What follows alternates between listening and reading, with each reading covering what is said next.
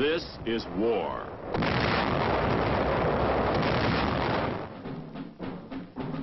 War and its masses. War and its men.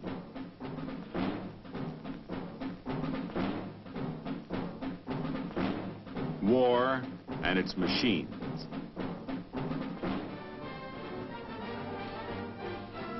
Together they form the big picture.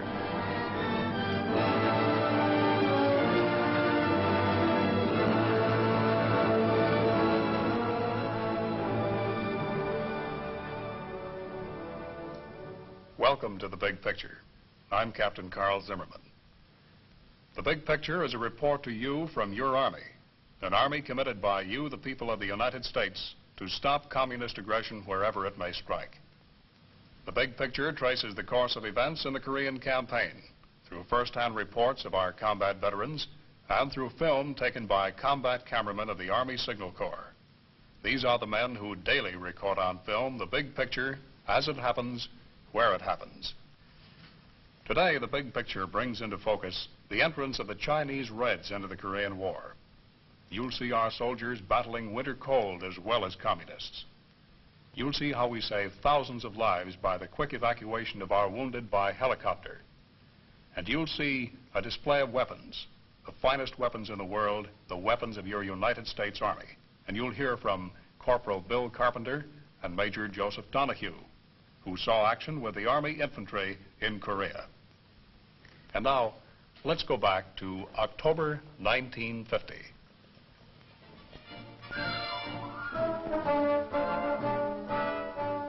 On 20 October, United Nations troops have seemingly sent the bulk of the communist forces fleeing in defeat toward the Manchurian border, 100 miles to the north.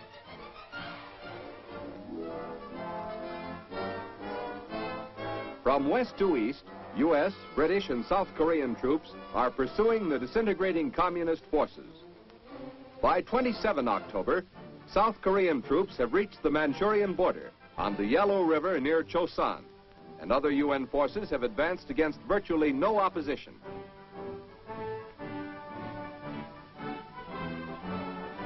But on the same day, a sudden, unforeseen factor changes the entire course of the war. Chinese communist troops cross the Manchurian border and help the North Korean Reds drive back UN forces. Chinese communists fighting in Korea are estimated at 75,000, with another 500,000 across the border in Manchuria posing a more serious threat. By 8 November, UN forces have been driven back considerably. But on this date, another unforeseen event occurs. Chinese and North Korean communist troops suddenly break off contact with United Nations forces and fight only rear guard delaying actions as once again UN troops drive toward the Manchurian border. On 20 November, another United Nations unit reaches the Manchurian border. This time it is a United States unit, the first U.S. outfit to reach the border. As United Nations troops continue to advance in other areas, much depends on what the huge Chinese army will do next. The first sign of the growing threat from China. Captured in East Coast battles 50 miles from the Manchurian border, these troops belong to Chinese Red Army divisions in the combat zone. Chinese and North Korean captives are brought out of the hills to Wonsan and Hamhung. The Chinese are better clothed than their North Korean comrades. With their quilted uniforms, they wear tennis shoes wrapped in layers of burlap, making a kind of shoe pack.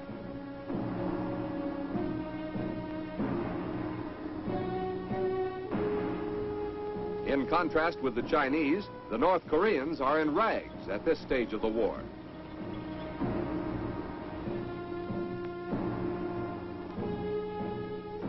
The prisoners double time across the Wonsan airfield.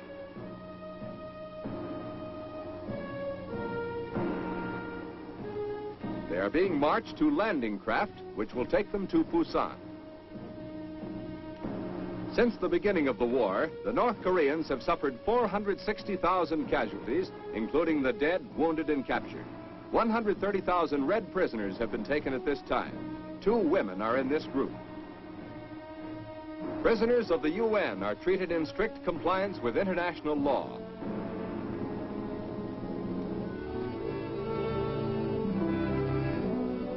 Over 25,000 men have been wounded in Korea, but less than 2% of these men have died.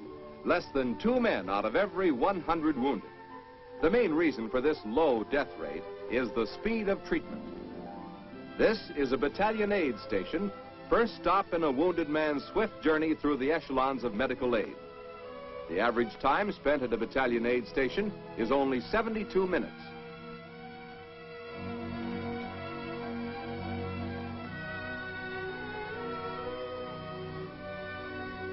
Many types of transportation are used in evacuation to the next echelon, the regimental collecting station. Specially equipped jeeps are used in rough terrain near the front. But if the roads are serviceable, ambulances may be used.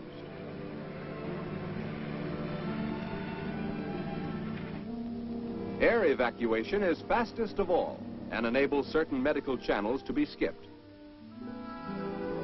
Behind the collecting stations are division clearing stations and mobile hospitals. Medical care takes manpower. It takes several men to carry a litter. Evacuation procedures are similar throughout the services. The Navy provides medical service for the Marines. The results of speed have been shown by a hospital at Busan. Out of 18,000 wounded brought in during the first 3 months of the war, only 40 men died. Field expedient. Wooden stands instead of tables speed the movement of litters and allow the aid men to work at hand level without bending over.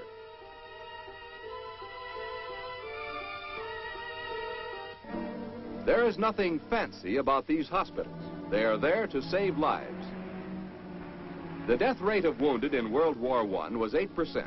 In World War II, it was 4.5%. Korea's approximate 2% death rate is a milestone in military medicine. Many casualties are evacuated by air to Japan. In a parachute drop, such as the 4,000-man jump north of Pyongyang in October, the parachutists' own medics jump with them. They carry enough medical supplies to last until contact is made with friendly forces. But even before contact is made, the injured may be evacuated from the drop zone by air. Helicopters with specially constructed containers carry the wounded out. Many a man who could not have survived a jeep or ambulance ride over the rough roads of Korea owes his life to these evacuation planes.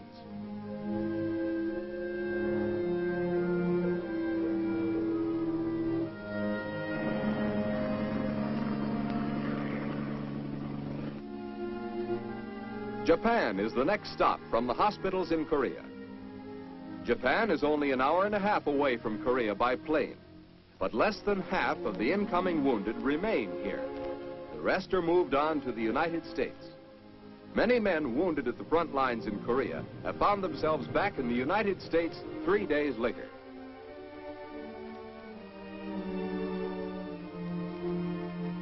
Our Army helicopters are saving thousands of lives in Korea. Corporal William Carpenter of the Army's 7th Division is with us to tell us a little about them.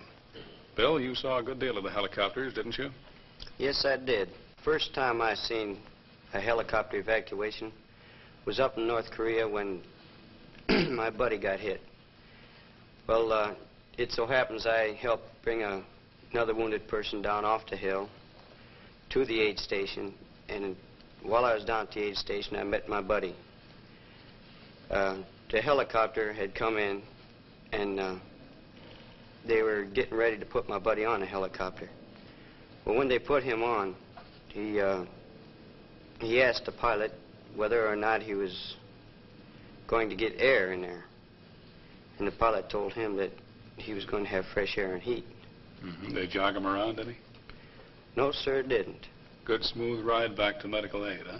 Yes, sir. Well, now, you were with the 7th Division, Bill, and the drive north. That went pretty rapidly, and then about the middle of November, something happened. What was that? Well, sir, that was the whole change of the war. The Chinese had jumped in, And at that time, we were in reserve. We didn't know much about it. But about a week later, we had our first encounter with them. At that time, we found out that the Chinese were better trained, they were smarter in their tactics, they had better firepower than the North Koreans. Better soldiers all around, huh? Yes, sir, they were. Well, you saw a lot of winter weather in Korea, Bill. How were you able to keep warm? Well, most of the time we were on the move, and we kept warm that way, but after we stopped, we tried building fires until it was dark. After dark, we'd climb in our sleeping bags, and that's the way we'd keep warm. Mm-hmm. Keep dressed in those sleeping bags, ready for any attack? Yes, sir, we kept our clothes on all the time. Uh-huh. Well, how about our weapons in this extreme cold weather, Bill? Well, our automatic weapons, they get froze up quite a bit during the winter time, so you have to keep working them most of the time at nighttime. But our M1 was always there when we needed it. You like that M1 pretty well, Bill? Yes, sir, I do. Mm-hmm. Well, if we must build weapons for war, Bill, let's build the best. And our Army Ordnance, our American industry and labor are doing just that.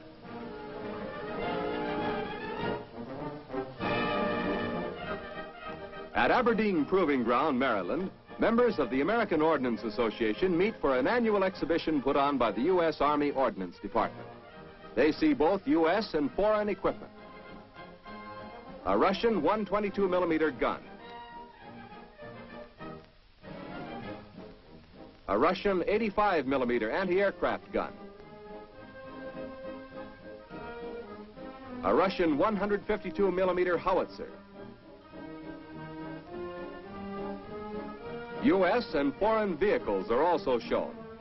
A Russian T-34 tank turret from Korea.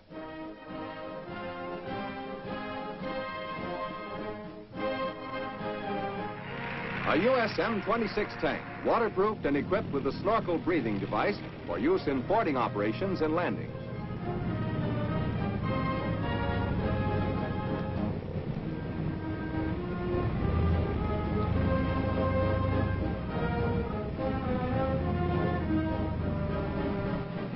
A new waterproof Jeep. Greater electrical capacity for radio equipment has been added to this Jeep.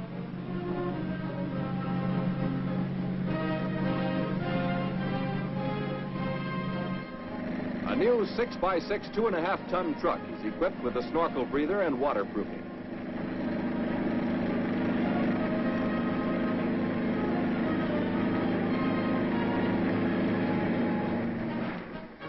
Next, the visitors watch demonstration firing.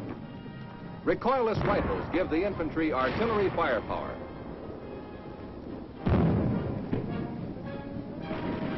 Comparison firing, 50 caliber machine gun.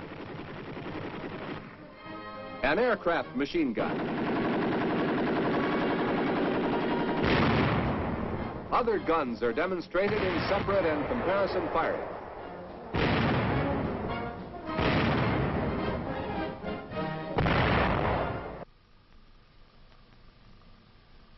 Those are the weapons and machines of your United States Army. Now let's talk about the men who use those weapons and machines. The men of the infantry. And no one is better qualified to tell us than a man who served as a commander of a rifle company in Korea. We want you to meet Major Joseph Donahue. Well, Major, tell us about this rifleman. The American rifleman has been called by many names. A mudslinger, doughfoot, dogface. These names are not names of a derogatory nature. We of the infantry consider them names of honor. Well, now, it takes a good deal of know-how to be a rifleman, doesn't it? It certainly does. The Army goes to great pains to technically train a man on weapons and tactics. He learns not only to shoot his weapons, he learns how they function, how to take care of them, and how to keep them working. Well, now, when this man knows his weapons, he knows his fighting tactics, does he know why he's fighting? When they first go to Korea, it is sometimes doubtful whether they fully realize why they're fighting. But after they see some of the things that happen, they lose some of their very close buddies, they see the results of some of the atrocities, then they know why they fight. And he knows that this thing he's fighting is a definite threat to his way of life, right? He certainly does. Well, let's talk about the morale of the infantry in Korea. What was it like when you were there? The American infantryman is a tremendous institution. There is always one person in the squad or in the platoon who can make light of or make a joke in the most serious of situations. For example, in the midst of a mortar barrage, one person will always pipe up with a remark such as, a fellow can get hurt out here doing things like that. And it's funny because actually you're looking for something to laugh at. You bet you are. Well, now, from all you've told us, Major, this rifleman is a pretty important gent, isn't he? He's very important. If you would stop to realize that the Armored, the Air, and the Navy do their jobs so that this infantryman may accomplish his mission. The infantry is the queen of battle. Well, now, Major, let's watch the Navy as they give support to the infantry. On 15 November, in the Sea of Japan off the coast of North Korea, Navy Task Force 77 was operating in support of ground action in the drive toward the Yalu River. Winter weather is closing in, and naval operations are hampered by high seas and extreme cold.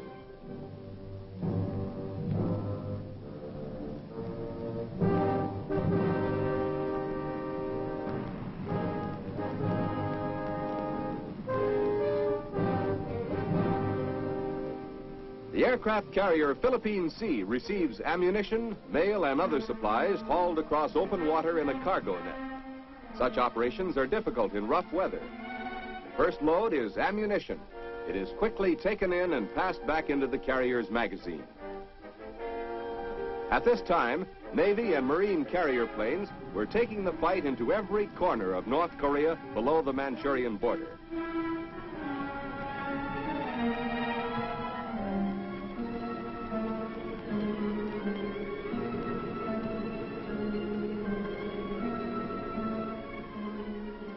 Carriers were also in operation on the west coast of Korea. On both coasts, the Navy's task of mine sweeping was continuing. During the resupply operations, the Philippine Sea is hit by a snowstorm. Despite the weather, a tanker comes alongside and refueling gets underway.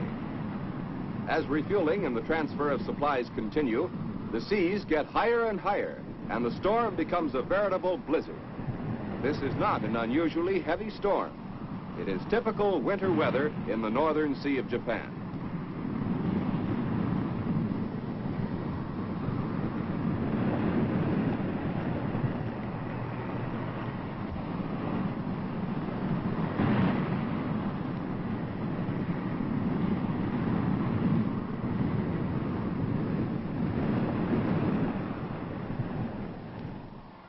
The crew breaks out snow shovels on the carrier.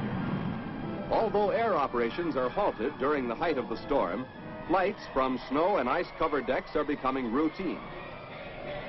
The planes are covered to protect them from the storm.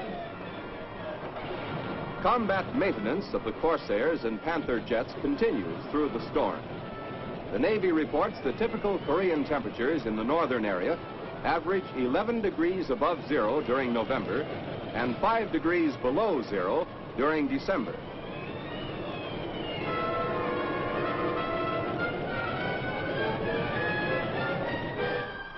A more familiar kind of winter combat starts on the carrier deck.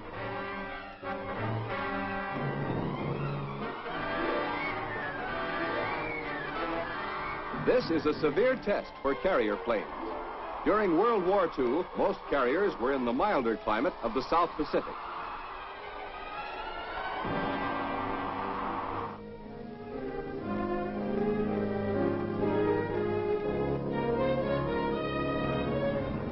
At Hagerstown, Maryland, the U.S. Air Force demonstrates its latest cargo plane. This is the Fairchild XC-120. a packed carrier plane with a detachable fuselage.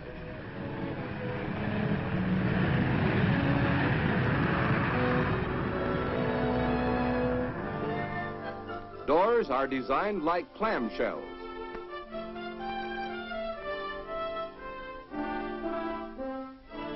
Cargo capacity is 20,000 pounds. It carries 64 combat-equipped troops or 36 litter patients with 4 attendants. The pack has detachable wheels. 4 electric drum hoists raise and lower the pack from the carrier.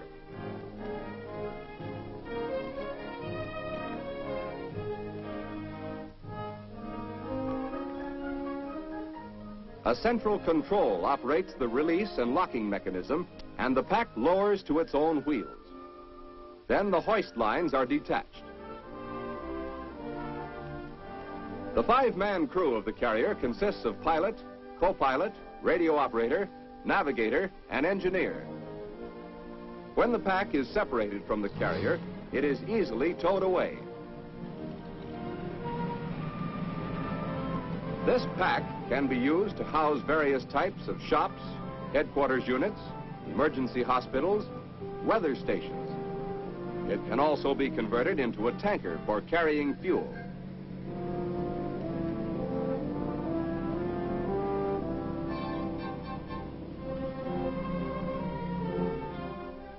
Ball socket connections lock the pack to the carrier. A rubber tubing seals pack to carrier by compressed air.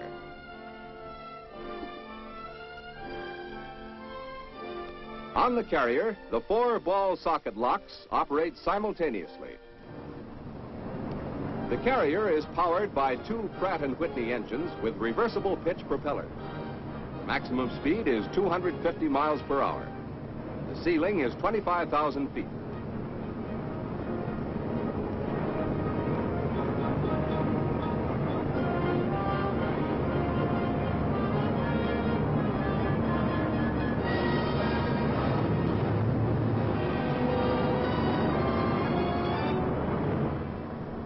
The landing gear consists of 4 retractable dual wheel units. It's electrically operated, and the main or rear wheels have brakes.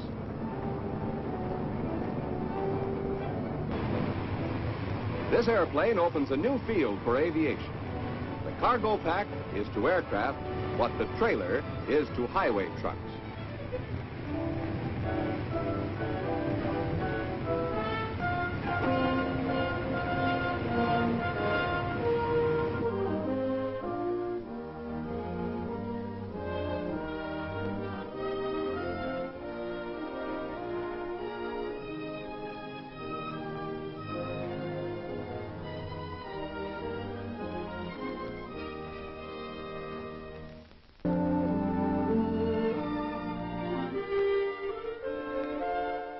In Washington, the Department of Defense displays the winter uniforms which have been issued to United States troops in Korea, and what the Chinese communists are wearing in North Korea's sub-zero temperatures.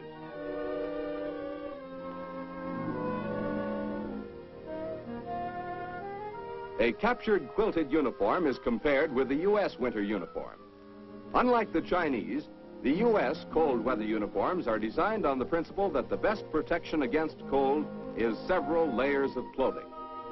In North Korea, U.S. troops are fighting in one of the coldest battle areas in U.S. history.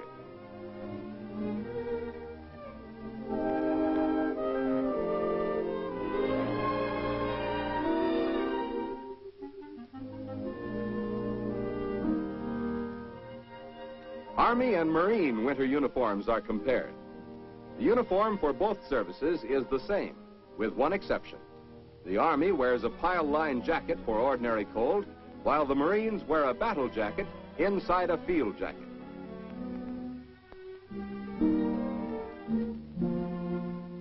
Wet and dry cold weather equipment, which has been sent to U.S. troops in North Korea, is the end result of much practical experimentation, such as the exercise Sweetbriar cold weather maneuvers held in Alaska in February 1950. With icy winds blowing down from Manchuria, bringing snow and sleet storms, our troops are fighting in almost Arctic conditions. Two types of cold weather boots have been designed.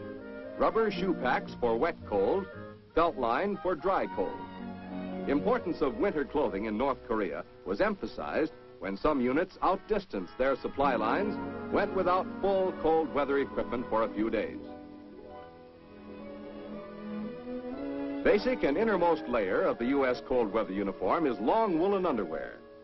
Over these are worn two pairs of trousers, a flannel shirt, a high-necked sweater, a jacket, and in extreme cold, a pile-lined parka.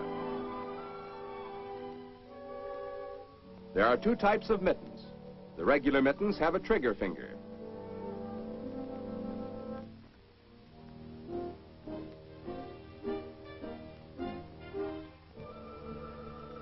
Mittens worn with the dry cold uniform have no trigger finger, but they have cheek warmers.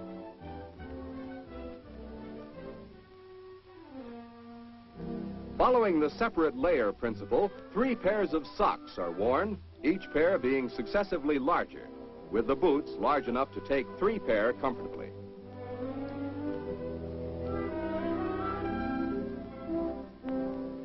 Experimentation in refrigerated laboratories, as well as in the Arctic itself, has given U.S. troops newer and better ways of fighting the weather.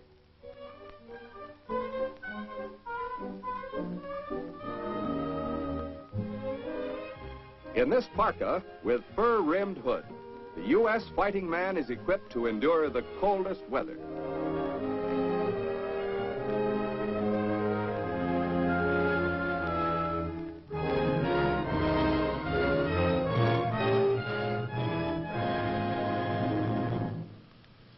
Those were the events that comprise the big picture from October 20th to November 20th, 1950. Our thanks to Major Joseph Donahue and Corporal Bill Carpenter for being with us. Next week, the big picture will show how the Army in Korea escaped the trap of the Chinese communists. You'll see how we made the enemy pay dearly for every inch of ground gain. You'll see the Army's 7th Infantry Division on the Manchurian border, our troops celebrating Thanksgiving Day along the Yalu River, the evacuation of the Hungnam beachhead. And you'll hear from another Korean veteran, an Army soldier who saw, as it happened, a part of the big picture. This is Captain Carl Zimmerman inviting you to be with us then.